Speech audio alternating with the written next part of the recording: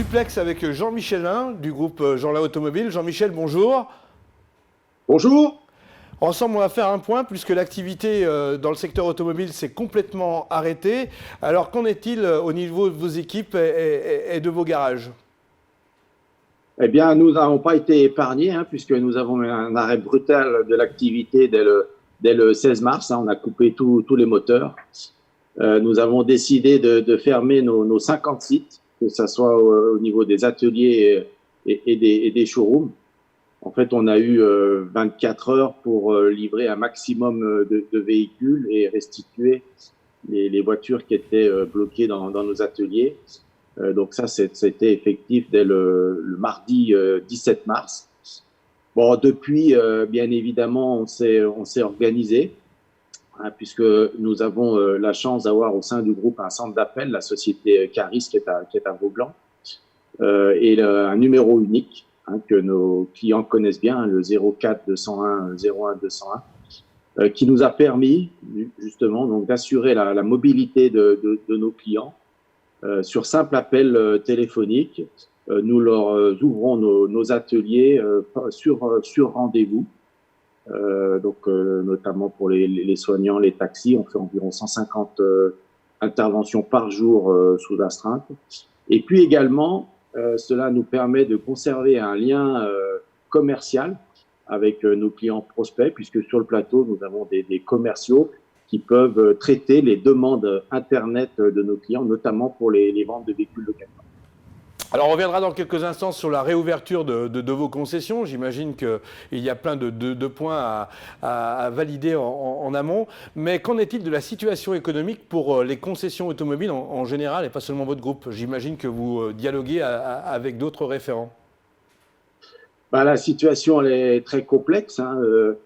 Personne aurait pu imaginer une situation pareille, quoi. C'est tellement inattendu, irréel, mais bon, de toute façon, face à cette situation exceptionnelle, on doit s'adapter. C'est sûr que 2 mois sans chiffre d'affaires, c'est inédit. On n'a jamais connu ça. Du coup, on n'a pas de repères, on n'a pas de référence.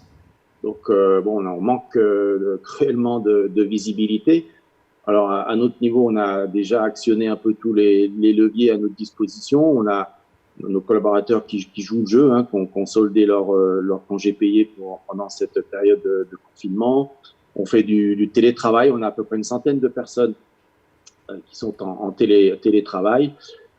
On a fait appel également au chômage partiel et puis on a fait les demandes de prêts garantis par l'État. Jean-Michel Lin, au niveau des distributeurs en France, sans jeu de mots, vous pensez qu'il y aura de la casse? C'est évident, comme il y a encore beaucoup d'incertitudes, mais c'est évident que nous on a la chance d'avoir une entreprise qui a un peu plus de 50 ans avec des bases solides. J'imagine qu'il y a des structures qui seront certainement plus fragilisées. On n'espère pas, parce que de toute façon on a besoin de tout le monde, mais il est certain qu'il y a de grosses inquiétudes. En tant qu'entrepreneur, bien sûr, on est positif et j'imagine que vous envisagez déjà les perspectives de reprise. Ça a commencé avec les ateliers, vous l'avez dit tout à l'heure, mais au niveau de vos concessions, quand est-ce que vous allez redémarrer? Bien évidemment, nous travaillons sur des plans de reprise pour l'après-confinement, notamment des plans de relance. Alors, donc, dès lundi 27 avril, nous allons ouvrir une dizaine d'ateliers. Et ensuite, la totalité des sites devrait rouvrir à partir du 11 mai. Mais notre priorité, c'est avant tout la sécurité de nos collaborateurs et nos clients pour ces rouvertures. Donc, on a déjà commandé plus de 300 000 € d'équipements de sécurité de tout type, des masques, des gels, des produits désinfectants, des gants. Parce qu'il faut savoir qu'on fait 10 000 entrées par mois et chaque fois qu'on va accueillir un véhicule dans nos ateliers, il faudra le désinfecter et également, avant de le restituer au client, en faisant la même opération, désinfecter tout ce qui est les points de contact, le volant, le levier de vitesse, les boutons, les poignées de porte.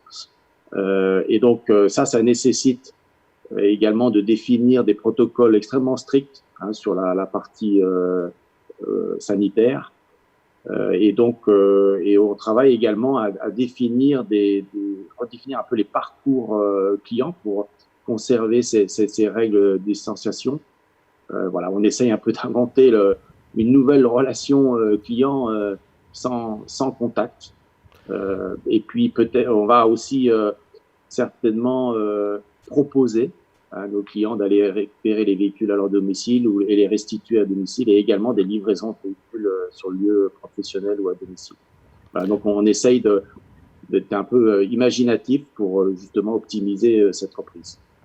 Alors on peut aussi parler de la vente des véhicules. J'imagine que vous avez des relations directes avec les marques et j'imagine que les objectifs du trimestre, voire du semestre, vont être vraiment revus à la baisse.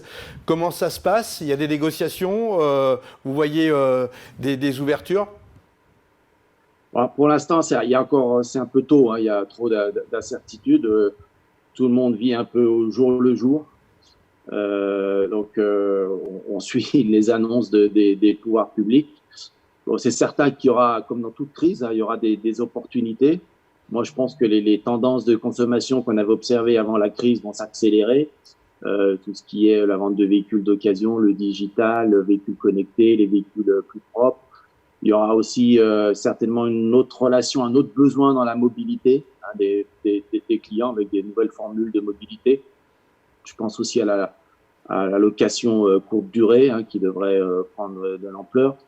Il y a cette notion de véhicule individuel, hein, qui est importante, et c'est là en fait où on est plus en sécurité. Il y aura peut-être aussi la renaissance du camping-car. Bon, on travaille à toutes ces différentes opportunités. On a vu que la marque Toyota, que vous distribuez d'ailleurs dans vos concessions, repartait avec des équipes. C'est plutôt encourageant et rassurant parce que j'imagine il y a plein d'automobiles que vous deviez livrer et qui, depuis 1 mois et demi, n'ont pas pu être livrés. Oui, effectivement, nous on a la chance de travailler avec 3 constructeurs de dimension mondiale, le groupe Volkswagen, Toyota et Hyundai. Et effectivement, depuis la semaine dernière, l'usine Toyota de Valenciennes vient de rouvrir. Et c'est la même chose pour les marques du groupe Volkswagen qui vont ouvrir dès lundi prochain. Donc, on a hâte que les chaînes reproduisent des véhicules de façon à pouvoir honorer nos carnets de commandes dès l'ouverture de nos concessions. Jean-Michel Lin, comme vous êtes un entrepreneur qui va toujours de l'avant, un mot de conclusion positif? Bien sûr, nous sommes prêts, hein, nos équipes sont prêtes, hein, quelle que soit un peu la vigueur, la force de la reprise. Nous avons la chance d'être multi-activités, hein, donc on pense qu'il y aura un rattrapage important sur la partie après-vente, hein, maintenance des véhicules, puisque ce sont des opérations qui ont été différées dans le temps. Bien évidemment, on s'attend à une reprise un peu plus lente, plus progressive sur la vente de véhicules neufs et d'occasion. De toute façon, nous n'avons pas le choix, il faut s'adapter, on doit être créatif. Même si la donne a changé, on a hâte, nos équipes ont hâte de reprendre l'activité. Jean-Michel Lin, merci, bien à vous, prenez soin de vous et de vos proches. Merci, bon courage à tous.